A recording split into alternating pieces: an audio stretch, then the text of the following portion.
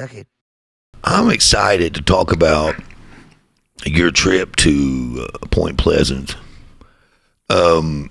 And to you people out there that don't know what I'm talking about, that's where the Mothman Prophecies, that's where, if you watch the movie Mothman Prophecies, it's funny, Richard Gere is the star in that. And it's a true story about Point Pleasant, Point Pleasant, West Virginia. West Virginia, okay. Right.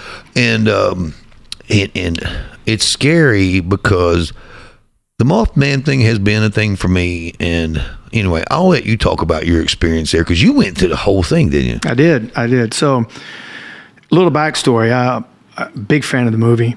And then once I caught that it's a true story, I was okay. Well, in my life, there's certain places I have to go visit. I'm trying to get to where they shot Amityville up in Nantucket. Oh, geez. I want to get not Amityville. I'm sorry, Jaws. My wife just mentioned going to Amityville, and I'm like, I don't know about that. I don't know about that one. And I got to, I took my son to Clarksville to a basketball workout for Austin Peay University camp. And then from there, we went on to Reelfoot Lake to do 3 days of fishing. And while we were there, I was kind of like, okay, we'll have X amount of days left. Heading back to the house, I think my wife was like, you talked about doing the Point Pleasant thing, and we got to look. It's literally only like 3 hours away from Louisville. Oh, I didn't know it was that close. It's super close. Come back to Louisville, drop some things off, and it's straight to West Virginia. And then you're driving, right? And you're heading out there, and it's this quiet little small unassuming town that opens up out of the mountains as you're driving along the Ohio River. And the next thing you know, there's a bridge and there's this little small town. And you're within 3 states. You're in, Kentucky, Ohio, and West Virginia, all right here. Right. Literally within a few miles of each other. So then obviously, if people that don't know the story, that Point Pleasant is famous in 1966 for the bridge collapsing, the Silver Bridge collapsing, which claimed the lives of hundreds of people. And how many did it kill? So if memory serves me correctly, it was 166. Okay, I thought it was 160 something. Yeah. So again, don't hold me to that, but I think it's somewhere around that number. I think so too. Right. So obviously when you're going across and you're on that bridge, there's this little apprehension. I know. And it was right at Christmas too. It was right at Christmas. So we go across into the bridge. The first thing to do, we stop and we see the Mothman Museum. Of course, I'm going to stop there, right? Of course, you're going to stop. You got to. Right? To get the gist of it. Like, I agree that the strawberry and the sundaes on the Mothman, the strawberries and the pecans on the Mothman sundae is the good stuff. But let's get into the heart of it. What's the ice cream, the core of the Mothman story? And I got to talking to a guy there, and we walked around the museum, and I'm 2-3 T-shirts, because you never know when I'm going to get back, and you start to learn that there was a 1/8-inch crack in the I-beam, just an 1/8 inch, that they say is what led to the demise and the collapse of that bridge. It was a design flaw in the I-beam under one of the bridges that caused it to be just that weekend on a day where there was, they say, was excessive weight on the bridge than there normally is because of the holiday. So excessive, more than average weight on an 1/8 of an inch split in an I-beam with traffic on the bridge caused it, in their theory, to collapse. That's what it's known for at the heart. But I was going to ask you, if Point Pleasant is such a small town, why would there be so many people on that bridge at one time? I don't know. That's what gets me about. When you told me that this morning, I'm like, it's a small town. I thought the whole bridge was like packed bumper to bumper with cars. Mm-hmm. Had to be to kill 160 something people. Right. So what was the thing? What was the holidays, festivities? But that was when probably Point Pleasant was a booming town. So I'll tell you this: you can look at when they were in the movie, because it was filmed in Point Pleasant from time to time. You can look at the town that's in the movie, the Point Pleasant that's in that movie, which is really Point Pleasant, and the Point Pleasant that you see when you go there today, and you see completely two different towns from an aesthetic perspective, right? And I'm assuming it didn't help, right, knowing that they weren't coming Hollywood shooting a movie there, so they got more people to come in to fill in the town. But when you go to that town, there's nowhere near the volume of businesses, active working businesses, and people walking around the streets as you see. But back in '66, when you look at the pictures, that's what I was about to ask you. but back in '66, when you look at the pictures, there was way more. There's way more people in it than there is now. So I guess it was, coal mining town outside of West Virginia, river town, a lot of river works. But there, during the holiday, and there was a holiday festival. I think it was a holiday parade or a holiday in town celebration happening at the time, like Light Up Louisville, I would guess, something similar to that, where everybody goes into town and it takes care of Christmas festival. Oh, I got you. Right. Okay. But so there was an influx of people. Because when I first walked in, I was like, man, there's like a few businesses were open. But let me be clear. I'm not trying to say that it was not a prosperous town. What I'm saying is I go up there on the 4th of July day. Yeah, not much happening. Not much is happening. But they're getting ready to have a parade, and I wasn't going to stick around and get stuck in town, but they were having a 4th of July parade. So I walked to the museum, got the facts about, how they thought the bridge collapsed. But here's where everything gets interesting, right? Earlier in if you know the story because you follow the... Right. I definitely followed the Mothman. Mothman and the Bigfoot and, what they call it, cryptozoology. Cryptozoology. I'm not a cryptozoologist, but what I am is I'm a person with an open mind, and I know that if people have seen things so many times, there's something to the story. I mean, you know what I mean? That's the truth. So earlier before the collapse of the bridge, Roger and Linda Scarberry was out with friends, what was then known as the TNT Works factory, where they made munitions for World War II. Right. Which I went to, I went, and I'll tell you that story in a second. So it was there that the first sighting happened. That they're teenagers, you kind of sets like a horror movie. Teenagers in a place they shouldn't be, and something comes and greets them, right? Scares them off. So they hightail it out of there. Well, Linda went on record to say that they're doing 100 miles down this old country road, and this thing is flying over the top of their car, and all she can remember seeing was the shape. It looked like a big bird with wings, with big giant red eyes. And that started the first sighting. Obviously, she'd come back home. She's shaking. One of the residents there said, who were friends of the family, said that the doctor had to be called in. She had to be sedated and calmed down. And all she kept saying was, those eyes.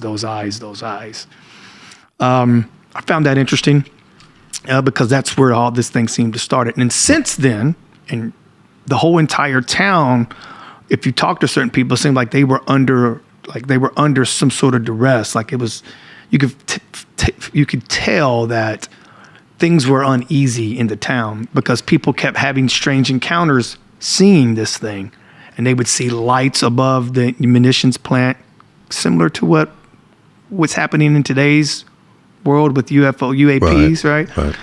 So they would see lights and sightings of lights or a cigar-shaped craft or a dish-shaped craft off into the mountains. See, they didn't have that in the movie. They did not. They didn't have that in the movie. They did not. And that's very interesting because I didn't know that.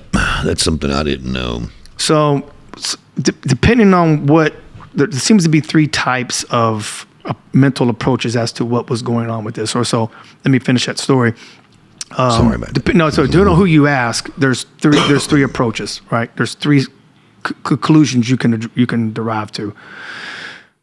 Since the Scarberry's incident, and she stuck by her story, and so did he, and so did the couple, and they never wavered from it. Much like Fire in the Sky, like that he never told a different story his whole entire life, and she never did until she passed away. But people in the town were seeing it. They were seeing it, and this thing looked like a giant bird underneath the tree. And some people who knew that was ancient Indian grounds at some point in time, but in the early days, used to talk about giant thunderbirds, right? In Indian culture. Wow, I didn't know that. They talk about that a lot. Oh yeah, they talk about that out west, but I didn't know around there. Yeah. So they see giant thunderbirds, and getting to the conclusion of it is that there's multiple sightings, and it just seemed to be random with no real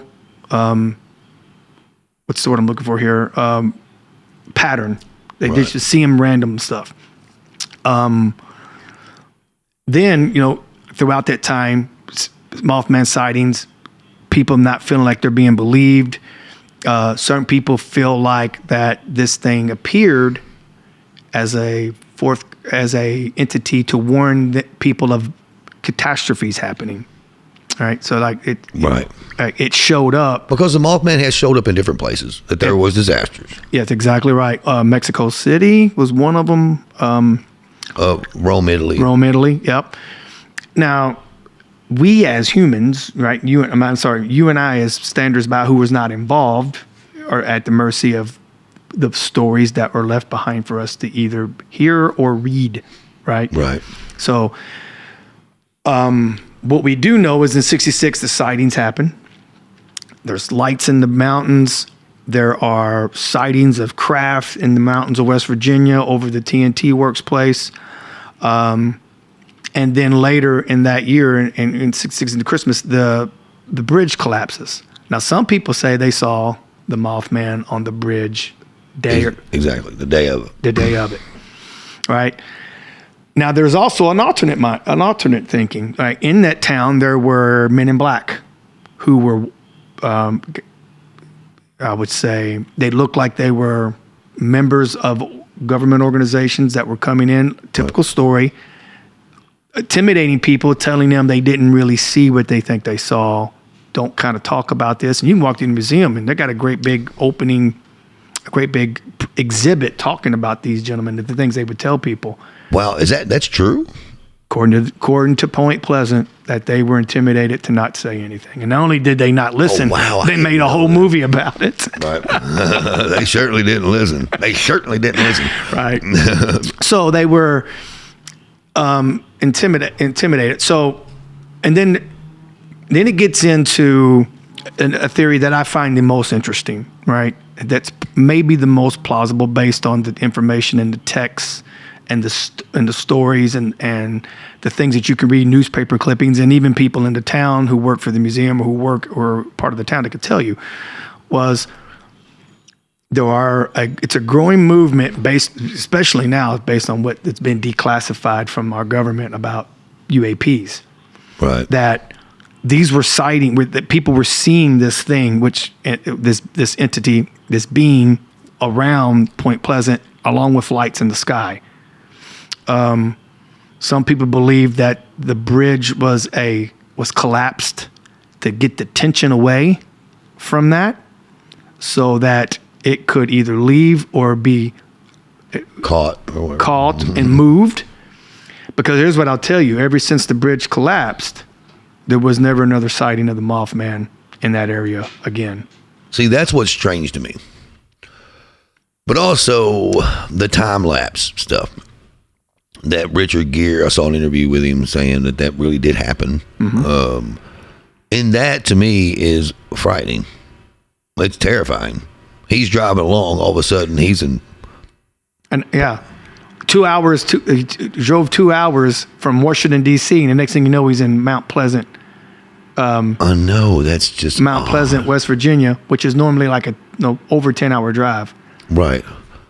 That's just odd to me. It's just like, and him showing up at the people's house 3 times. Yeah. Like, dude, this is the 3rd time you've been here. Stop coming back here. And him not knowing or remembering. Right. He's like, what are you talking about, man? I've never been here.